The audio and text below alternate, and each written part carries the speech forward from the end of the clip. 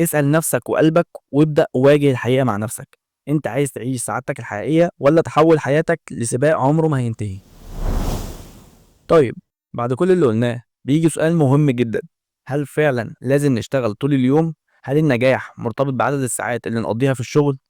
هل لو قعدت اشتغل اكتر من 12 ساعة في اليوم يبقى انا كده بني ادم ناجح او انسان بيأدي دوره صح؟ الحقيقة اللي معظمنا ناسيها وسط الزحمة دي: النبي عليه افضل الصلاة والسلام نفسه اللي كان عنده مسؤوليات ضخمة ما كانش بيضحي بكل حياته وكل وقته للشغل بس. كان عنده شغل ومسؤوليات بس كان عنده عبادة ووقت لأهله ووقت لنفسه. كان بيقضي أوقات مع الصحابة يتسامر معاهم، وكان عنده ساعة للضحك وساعة للعبادة وساعة للتفكير وساعة للراحة. يعني التوازن هو الأصل مش الشغل المفرط. النبي عليه أفضل الصلاة والسلام علم الصحابة: إن لبدنك عليك حق، وإن لأهلك عليك حق، وإن لضيفك عليك حق. يعني في حقوق لازم تراعيها في حياتك غير الشغل والإنتاج. وحتى لما واحد من الصحابة حاول يتفرغ للعبادة طول الوقت ويسيب الدنيا والشغل، النبي قال له: لا، خذ من العبادة وخذ من العمل وخذ من الراحة وخذ من الحقوق كلها.